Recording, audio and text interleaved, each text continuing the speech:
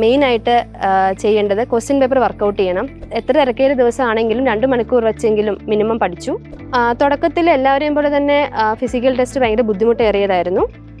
പക്ഷേ ഒരു സർക്കാർ ജോലി എന്നൊരു സ്വപ്നം ഉള്ളിലുള്ളത് കൊണ്ട് എന്ത് ബുദ്ധിമുട്ട് സഹിച്ചും അത് നേടണം എന്നൊരു വാശി എനിക്കുണ്ടായിരുന്നു.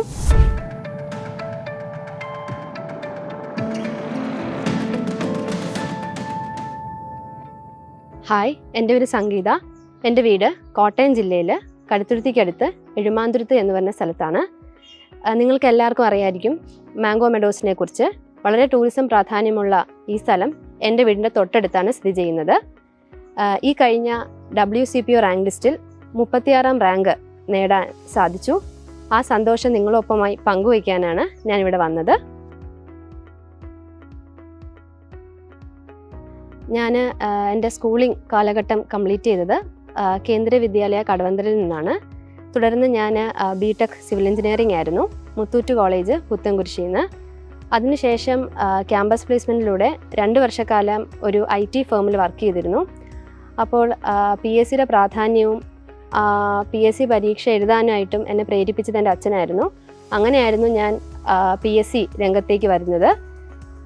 അങ്ങനെ ഞാൻ എഴുതിയൊരു പരീക്ഷയായിരുന്നു കഴിഞ്ഞ WCPO എക്സാമിനേഷൻ. അവിടെ എനിക്ക് 662ാം റാങ്ക് നേടി. പക്ഷേ ആ റാങ്ക് കൊണ്ട് എനിക്കൊരു ജോലി കിട്ടും എന്നൊരു പ്രതീക്ഷ എനിക്കില്ലായിരുന്നു. പക്ഷേ എനിക്കൊരു ആത്മവിശ്വാസം ഉണ്ടായിരുന്നു, പൂർണ്ണമായും ഈ ഒരു മേഖലയിൽ ഇറങ്ങിക്കഴിഞ്ഞാൽ ഉയർന്ന റാങ്ക് തന്നെ നേടാം, ഒരു സർക്കാർ ജോലി സ്വന്തമാക്കാം എന്നുള്ളത്. അതുകൊണ്ട് ഞാൻ ജോലി രാജിവെച്ച് ഈ PSC കോച്ചിങ് മേഖലയിലേക്ക് ഇറങ്ങുമായിരുന്നു. അങ്ങനെ ഞാൻ എൻട്രിയുടെ ഗോൾഡ് ബാച്ചിൽ ജോയിൻ ചെയ്തു. ഞങ്ങളുടെ മെൻറ്ററായിരുന്നു ബേസിൽ സാറ്.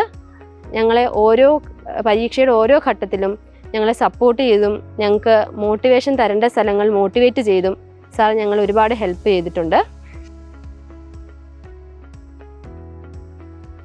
ഞാൻ ആദ്യമായിട്ട് ഇതിൻ്റെ സിലബസ് സംഘടിപ്പിച്ച് സിലബസിൽ നിന്നും ഒരു ഭാഗം പോലും വിടാതെയായിരുന്നു പഠിച്ചിരുന്നത്. കാരണം നമുക്കറിയാം, ഇപ്പം ഒരു 0.33 മാർക്ക് വരെ ഒരു PSC പരീക്ഷയെ സംബന്ധിച്ച് വളരെ നിർണായകമാണ്. അങ്ങനെ ഞാൻ തന്നെ സ്വന്തമായി ടൈം ടേബിൾ സെറ്റ് ചെയ്തിരുന്നു. ആ ടൈം ടേബിളിൽ ഞാൻ ആനുകാലിക വിഷയങ്ങളും പിന്നെ മലയാളവും ഇംഗ്ലീഷും എല്ലാ ദിവസവും ഉൾപ്പെടുത്താൻ ശ്രമിച്ചിരുന്നു. പിന്നെ മാത്സ് എന്നെ സംബന്ധിച്ച് വലിയ ടഫായ സബ്ജക്റ്റ് ആയിരുന്നില്ല. അതുകൊണ്ട് എനിക്ക് അതിനു വേണ്ടി കൂടുതൽ സമയം ചിലവാക്കേണ്ടി വന്നിട്ടില്ല. ഞാൻ എൻ്റെ സ്കൂള് കാലഘട്ടത്തിൽ മലയാളം പഠിച്ചിരുന്നില്ല. അതുകൊണ്ട് മലയാളം വിഷയം എനിക്ക് വലിയൊരു വെല്ലുവിളിയായിരുന്നു. അതിനു വേണ്ടിയിട്ട് ഞാൻ എൻട്രിയുടെ ശ്രീനിധി സാറിൻ്റെ ക്ലാസ് ഒരുപാട് ഹെൽപ്ഫുള്ളായി. മറ്റ് സബ്ജക്റ്റുകൾക്ക് ഞാൻ Sujesh sir, Pradeep sir, Ranjith sir എന്നിവരുടെ ക്ലാസ് ആയിരുന്നു ഫോളോ ചെയ്തുകൊണ്ടിരുന്നത്. പിന്നെ WCPOയുടെ ഇതിൽ 20 മാർക്ക് സ്പെഷ്യൽ ടോപ്പിക്കാണ് നമുക്കുള്ളത്. ആ 20 മാർക്കും അതിൻ്റേതായ പ്രാധാന്യം കൊടുത്ത് തന്നെ വേണം നമ്മൾ പഠിക്കാനായിട്ട്. അതിൽ ഞാൻ സെപ്പറേറ്റ് ആയിട്ടൊരു റാങ്ക് ഫയൽ വാങ്ങിച്ചിരുന്നു. അതിൽ നിന്നാണ് പഠിച്ചതും. പിന്നെ എൻട്രിയുടെ മോക്ക് ടെസ്റ്റുകൾ ഉണ്ടായിരുന്നു ഈ സ്പെഷ്യൽ ടോപ്പിക്കിൻ്റെ വച്ചിട്ട്. അതും വളരെ സഹായകരമായി. പിന്നീട് ഞാൻ എല്ലാ ദിവസവും ക്വസ്റ്റ്യൻ പേപ്പർ ചെയ്യാൻ ശ്രമിക്കുമായിരുന്നു. മിനിമം 2 ക്വസ്റ്റ്യൻ പേപ്പർ ഒരു ദിവസം വർക്കൗട്ട് ചെയ്യുമായിരുന്നു. ഒന്ന് PSCയുടെ പ്രീവിയസ് ഇയർ ക്വസ്റ്റ്യൻ പേപ്പറും പിന്നെ എൻട്രിയുടെ മോക്ക് ടെസ്റ്റുമായിരുന്നു. എൻട്രിയുടെ മോക്ക് ടെസ്റ്റ് എന്നെ വളരെ ഹെൽപ്ഫുള്ളായിരുന്നു.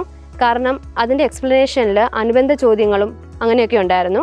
അപ്പം നമുക്ക് ഒരു വിഷയത്തെക്കുറിച്ച് ആഴത്തിൽ പഠിക്കാൻ അത് സഹായകരമായിരുന്നു. പിന്നെ ഞാൻ SCERT പാഠപുസ്തകങ്ങൾ 5ാം ക്ലാസ് തൊട്ട് 12ാം ക്ലാസ് വരെ ഫുൾ കംപ്ലീറ്റ് ചെയ്യാൻ ശ്രമിച്ചിരുന്നു. പിന്നെ ഇതൊരു ഫോഴ്സ് എക്സാം ആയതുകൊണ്ട് തന്നെ നമുക്കറിയാം, റൈറ്റിംഗ് മാർക്ക് മാത്രം പോരാ റാങ്ക് ലിസ്റ്റിൽ ഇടം നേടാൻ. അതോടൊപ്പം തന്നെ ഇമ്പോർട്ടൻ്റ് ആയിട്ടുള്ളൊരു കാര്യമായിരുന്നു ഫിസിക്കൽ എഫിഷ്യൻസി ടെസ്റ്റ് എന്ന് പറയുന്നത്. അതിന് ഞാൻ പരീക്ഷ കംപ്ലീറ്റ് ചെയ്ത ഉടനെ തന്നെ ഒരു അടുത്തുള്ള ഒരു കോച്ചിങ് സെൻറ്ററിൽ ചേരുകയും ചെയ്തു. തുടക്കത്തിൽ എല്ലാവരെയും പോലെ തന്നെ ഫിസിക്കൽ ടെസ്റ്റ് ഭയങ്കര ബുദ്ധിമുട്ടേറിയതായിരുന്നു. പക്ഷേ ഒരു സർക്കാർ ജോലി എന്നൊരു സ്വപ്നം ഉള്ളിലുള്ളത് കൊണ്ട് എന്ത് ബുദ്ധിമുട്ട് സഹിച്ചും അത് നേടണം എന്നൊരു വാശി എനിക്കുണ്ടായിരുന്നു. അങ്ങനെ എന്നെ ഫിസിക്കൽ ടെസ്റ്റിന് പാസ്സാക്കാൻ സഹായിച്ച ഷെഫീഖ് സാറിനോടും ഞാൻ ഈ അവസരത്തിൽ നന്ദി രേഖപ്പെടുത്തുന്നു. എത്ര തിരക്കേറിയ ദിവസമാണെങ്കിലും 2 മണിക്കൂർ വെച്ചെങ്കിലും മിനിമം പഠിച്ചു. പിന്നെ പരീക്ഷയുടെ അടുത്ത സമയങ്ങളിൽ ഒരു ദിവസം 15 മണിക്കൂർ വരെ പഠിച്ച ദിവസങ്ങളുണ്ട്.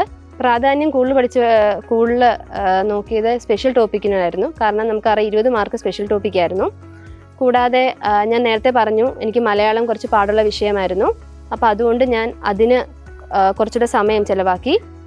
പിന്നെ കറണ്ട് അഫെയർസ് ആനുകാലിക വിഷയങ്ങളിലും കൂടുതൽ സമയം ചെലുത്തിയാണ് പഠിച്ചത്.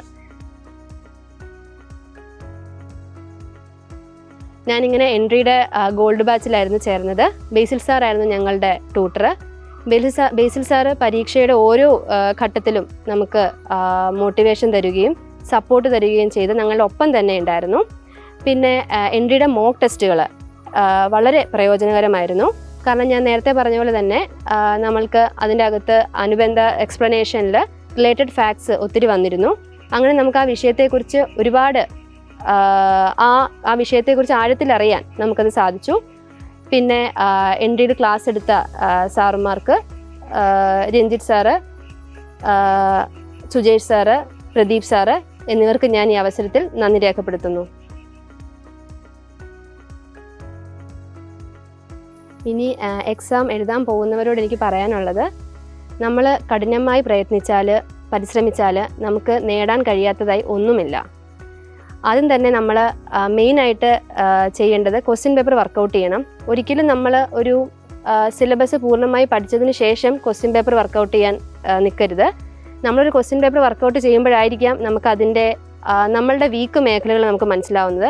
ചിലപ്പോൾ നമുക്ക് എക്കണോമിക്സിലായിരിക്കാം നമ്മൾ വീക്ക്, അല്ലെങ്കിൽ ജോഗ്രഫിയിലായിരിക്കാം, അങ്ങനെ പല വിഷയങ്ങളിലായിരിക്കാം.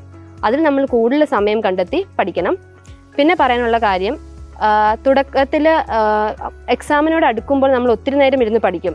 പക്ഷെ അങ്ങനെയല്ല ആവേണ്ടത്. തുടക്കം മുതൽ അവസാനം വരെ ഒരേ സ്റ്റാമിന നിലനിർത്താൻ നമ്മൾ ശ്രമിക്കണം. പരീക്ഷ അടുക്കുന്ന സമയങ്ങളിൽ കുറച്ചുകൂടെ കൂടുതൽ സമയം നമ്മൾ ഇതിനു വേണ്ടി ചിലവാക്കണം.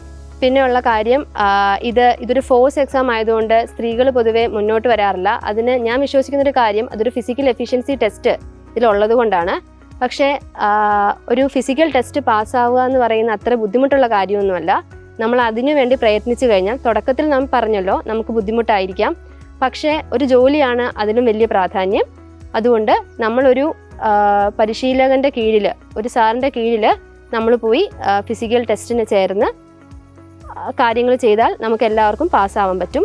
പിന്നെ സ്ത്രീകളെ സംബന്ധിച്ച് നമ്മളൊരു ഇൻഡിപെൻഡൻ്റ് ആവുകയാണ് വേണ്ടത്. കാരണം നമ്മുടെ ജീവിതത്തിൽ പല വെല്ലുവിളികളും നേരിടേണ്ടി വരും. അപ്പോൾ നമുക്കൊരു ജോലി ഉണ്ടെങ്കിൽ നമ്മൾക്ക് അതെല്ലാം സമാധാനപരവും വിജയകരവുമായി നമുക്ക് നേരിടാൻ സാധിക്കുന്നതായിരിക്കും. ഇനി എക്സാം എഴുതാൻ പോകുന്ന എല്ലാവർക്കും എൻ്റെ വിജയാശംസകൾ.